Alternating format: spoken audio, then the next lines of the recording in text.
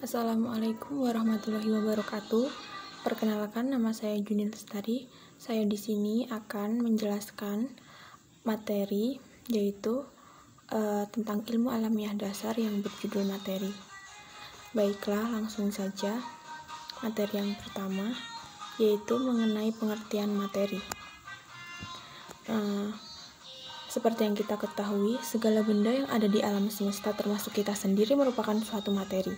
Jadi, dapat disimpulkan bahwa materi adalah segala sesuatu yang menempati ruang dan memiliki massa. Selanjutnya yaitu mengenai sifat-sifat materi.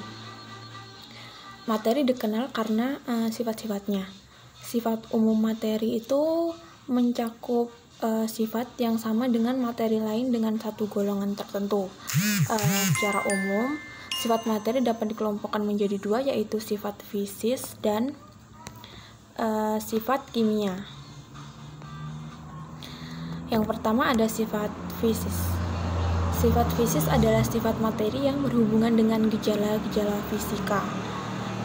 Suatu materi dapat dilihat dan diukur secara langsung.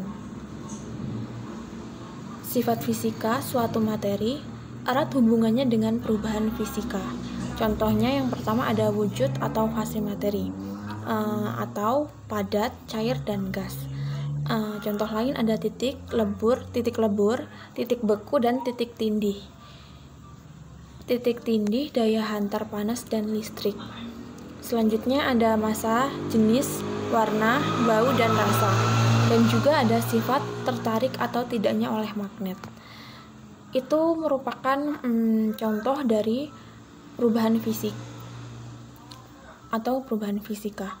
Yang selanjutnya ada sifat kimia.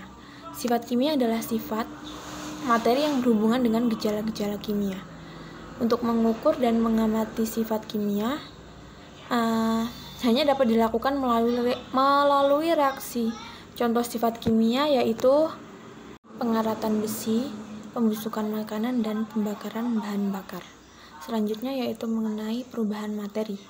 Perubahan materi adalah perubahan sifat suatu zat atau materi menjadi zat yang lebih baik, menjadi zat baru maupun tidak.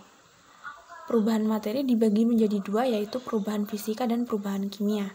Yang pertama ada perubahan fisika. Perubahan fisika merupakan perubahan pada zat yang tidak menghasilkan zat jenis baru.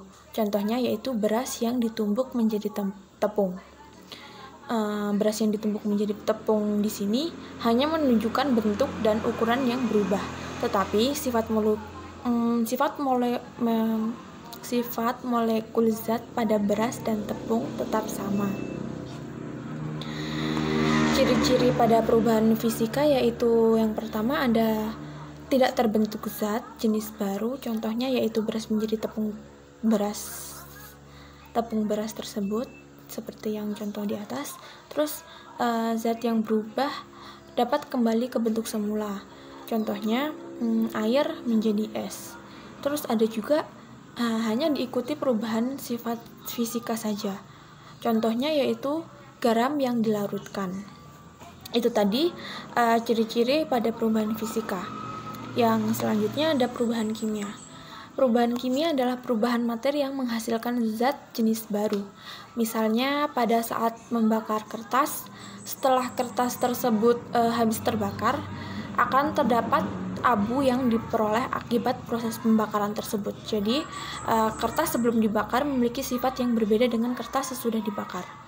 Nah, ciri-ciri pada perubahan kimia suatu zat yaitu yang pertama ada terbentuk zat jenis baru, yang kedua ada zat yang berubah tidak dapat kembali ke bentuk semula, kemudian ada diikuti oleh perubahan sifat kimia melalui reaksi kimia, dan juga terjadi perubahan warna.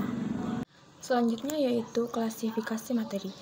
Berdasarkan keadaan fisisnya, materi dapat digolongkan ke dalam 3 macam, yaitu cair, padat, dan gas.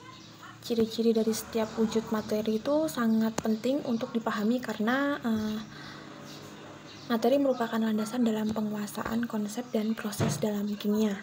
Nah, salah satu cara mengenali ciri-ciri wujud suatu materi diantaranya yaitu dapat dilakukan dengan melihat berdasarkan bentuk, volume, kompresibilitas, atau pemapakan, massa jenis dan kemampuan mengalirnya. Nah, selanjutnya ada yang pertama ada wujud zat.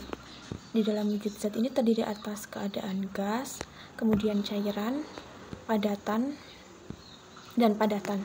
Nah, yang pertama keadaan gas. Keadaan zat maksudnya. Keadaan zat gas. Zat gas ialah suatu zat atau benda yang mempunyai volume dan bentuk yang selalu berubah-ubah sesuai dengan tempat atau wadahnya. Kemudian ada cairan. Zat cair ialah suatu zat atau benda yang mempunyai volume yang tetap, tetapi bentuknya itu berubah-ubah sesuai dengan tempat atau wadah. Nah, kemudian ada padatan. Zat padat ialah zat atau benda yang mempunyai bentuk dan volume yang tetap. Partikel-partikel penyusunannya tersusun rapat atau berdekatan satu sama lain. Nah, zat padat ini memiliki gaya menarik sangat kuat dan tidak bisa bergerak bebas. Nah, kemudian yang kedua adalah larutan dan kelarutan. Nah, di dalam larutan dan kelarutan ini terdiri atas larutan dan juga kelarutan. Yang pertama, larutan merupakan campuran homogen antara dua zat atau lebih yang saling melarutkan, dan masing-masing zat ini penyusunannya tidak dapat dibedakan lagi secara fisik. Nah, larutan ini terdiri dari dua komponen, yaitu zat terlarut atau solut dan pelarut atau solvent. Nah, yang kedua ada kelarutan. Kelarutan ini merupakan kemampuan suatu zat terlarut untuk dapat larut dalam sejumlah pelarut pada suhu tertentu. Kelarutan suatu senyawa bergantung pada sifat fisika dan kimia zat terlarut dan pelarut, dan juga tergantung pada faktor temperatur. Selanjutnya yaitu atom, molekul, dan ion. Yang pertama ada atom. Atom merupakan suatu materi yang tidak dapat dibagi lagi secara kimiawi. Contohnya hidrogen dilambangkan dengan H, oksigen dilambangkan dengan O, dan karbon dilambangkan dengan C, dan lain-lain. Nah, atom ini memiliki sifat netral atau tidak bermuatan.